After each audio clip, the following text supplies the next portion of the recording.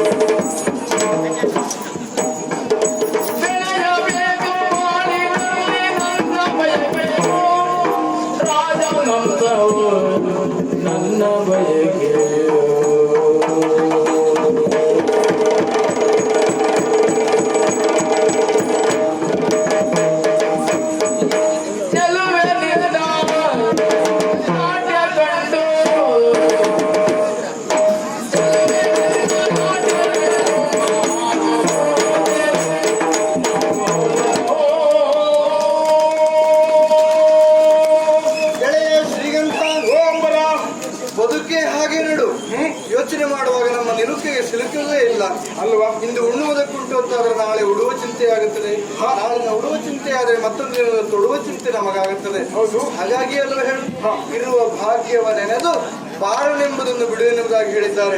ನಮ್ಮ ಬದುಕಿನಲ್ಲಿ ಭಗವಂತ ಯಾವುದನ್ನು ಕರುಣಿಸಿದ್ದಾನೋ ಅದನ್ನೇ ನಾವು ಯೋಚನೆ ಮಾಡುತ್ತಾ ಸಂತೋಷದಿಂದ ದಿನವನ್ನು ಕಳೆಯುವುದಕ್ಕೆ ಮುಂದಾದಾಗ ಮಾತ್ರ ಬದುಕಿನ ಒಂದು ಸಾರ್ಥಕತೆಯನ್ನು ಲಭಿಸುತ್ತವೆ. ಆದ್ರೆ ನೋಡು, ಎಲ್ಲರ ಹಾಗೆ ಬೇಸರ ಪಟ್ಟುಕೊಳ್ಳುವಂತಹ ಅಗತ್ಯ ನಮಗಿಲ್ಲ. ಕಾರಣ ಏನು? ಜೀವನಕ್ಕೆ ಬೇಕಾದ ಎಲ್ಲ ಸಂಪತ್ತಿನದೇ ಹೋದರೂ ಶಾಂತಿ ಎನ್ನುವುದುಂಟು. ಉಣ್ಣುವುದಕ್ಕೆ ಎಷ್ಟು ಬೇಕೋ ಅಷ್ಟನ್ನ ಪಡೆದುಕೊಳ್ಳುವಂತಹ ಶಕ್ತಿ ಸಾಮರ್ಥ್ಯವನ್ನು ಭಗವಂತ ಕೊಟ್ಟಿದ್ದಾನೆ. ಆ ಮಟ್ಟಿಗೆ ತೊಂದರೆ ಇಲ್ಲ ನಮಗೆ, ಅಲ್ವಾ? ಜಾತಿ ಅಷ್ಟು ಮಾತ್ರವೇ ಇಲ್ಲ, ಜೀವನವೆಂಬುದು ಅನಂತ ತಿರುವುಗಳ ಆಗರ ಎನ್ನುವುದಾಗಿ ಕರೆದರು. ಯಾಕೆ ಕರೆದ್ರು ಗೊತ್ತಿಲ್ಲ. ಯಾಕೆ ಹೇಳು? ಯಾರ್ಯಾರ ಜೀವನವನ್ನ ಹೇಗೆ ಹೋಗ್ತದೆ, ಯಾವ್ಯಾವ ತಿರುವುಗಳ ಮಧ್ಯೆ ಸಾಗ್ತದೆ ಎನ್ನುವುದನ್ನ ನಿರೀಕ್ಷೆ ಮಾಡುವುದಕ್ಕೂ ಕಷ್ಟ ಸಾಧ್ಯ. ಇವತ್ತು ನಾವು ಅನಾಥರಾದವರು, ಅನಾಥರಾದಂತ ನಾವು ಸೇರಿತು ಗುರುಮಠದಲ್ಲಿ ಸಕಲ ವಿದ್ಯೆಯನ್ನ ಕಲಿತಿದ್ದೇವೆ, ನಾಟ್ಯ ವಿದ್ಯೆಯನ್ನ ಅಲ್ಲವಾ? ಅದೇ ರೀತಿ ಸಕಲ ವಿದ್ಯೆಯನ್ನ ಕಲಿತು ಇವತ್ತು ಮನೆಗೆ ತೆರಳೋಣವಾ? ಮನೆಯೇ ಇಲ್ಲ ನೋಡು. ಹಾಗಿರುವಾಗ ಇವತ್ತು ನಿನ್ನ ಮಾವನ ಮನೆಯ ಮುಂಭಾಗಕ್ಕೆ ತಂದು ನಿಲ್ಲಿಸಿದವ ನಾನಿದ್ದೇನೆ. ನನ್ನ ಬದುಕು ಒಂದು ರೀತಿಯಲ್ಲಿ ದುಸ್ತರವೇ ಅಲ್ವ? ಅಪ್ಪ ಅಮ್ಮ ಇಲ್ಲದೆ ಒಬ್ಬ ಮಾವನಾದ್ರೂ ಇದ್ದಾನೆ ಎನ್ನುವುದಾಗಿ ಸಂತೋಷ ಪಡೋಣ. ಮಾವನ ಗುಣನಡತೆ ಎನ್ನುವುದನ್ನು ಅರಿತಗಳು ನಾನಲ್ಲ. ಯೋಚನೆ ಮಾಡುವಾಗ ಅರ್ಥ ಆಗುತ್ತದೆ, ಮಾವ ಇಲ್ಲಿವರೆಗಾಗಿ ನನ್ನನ್ನು ಗುರುಕುಲಕ್ಕೆ ನೋಡುವುದಕ್ಕೆ ಬರಲಿಲ್ಲ ಎಂಬಲ್ಲಿಗೆ ನನ್ನ ಕುರಿತಾಗಿ ಯಾವ ರೀತಿಯಾದ ಆಸ್ಥಾರದ ಭಾವನೆ ಉಂಟು ಮಾವನಿಗೆ, ಅದನ್ನ ಅರ್ಥೈಸಿಕೊಳ್ಳಬಹುದು.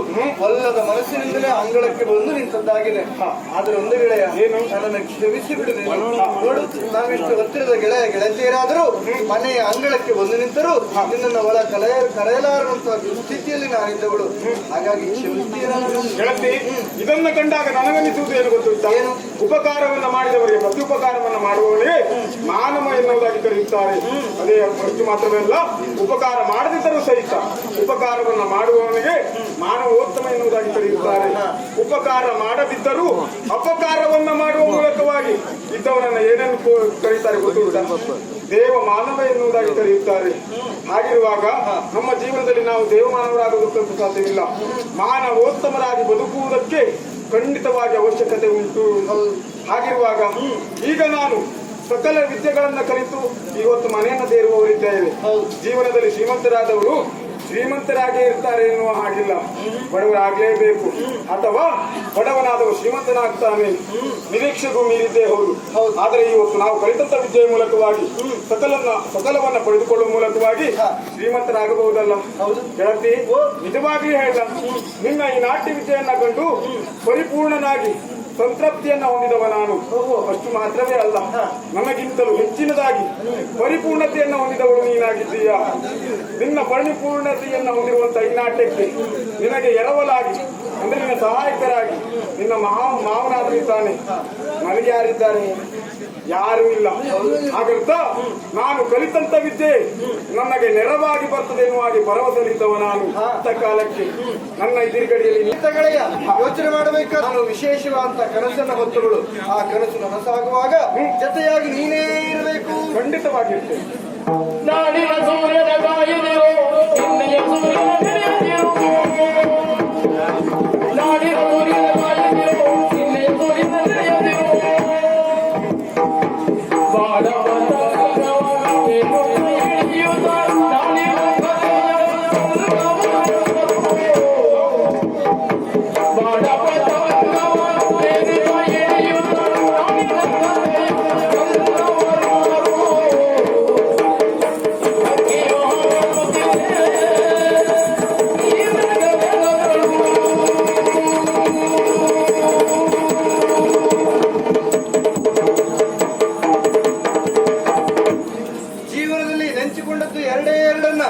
ಒಂದು ಗೆಳೆಯನಾದಂತಹ ಶ್ರೀಗಂಧ, ಮತ್ತೊಂದು ಕಲಿತಿರುವಂತಹ ನಾಟ್ಯವಿದ್ಯೆ. ಮನಕ್ಕೆ ಬೇಸರಾದಾಗ ಮೊದಲಿಡುವುದು ಇದು ಎರಡೇ ವಿಚಾರ. ಮಾವನ ಮನೆಯ ಅಂಗಳಕ್ಕೆ ಬಂದು ನಿಂತರೂ ಒಲ್ಲದ ಮಾವನ ಮನೆಯ ಮನ ಒಳ ಹೋಗುವುದಕ್ಕೆ ಯಾಕೋ ಏನೋ ಮನವೇ ಒಪ್ಪುತ್ತಾ ಇಲ್ಲ. ಗೆಳೆಯನೇನೋ ದೂರಾಗಿ ಹೋದ ಅಂತಿರುವಾಗ ಕಲಿತದ್ದು ನಾಟ್ಯವಿದ್ಯೆ ಅಲ್ವಾ? ಆ ನಾಟ್ಯವನ್ನ ಮನ ತೃಪ್ತಿಯಾಗುವಲ್ಲಿವರೆಗೆ ಕುಣಿದು ಆಮೇಲೆ ಮನವಾದರೂ ಮನೆ ಒಳಗೆ ಹೋಗೋಣ.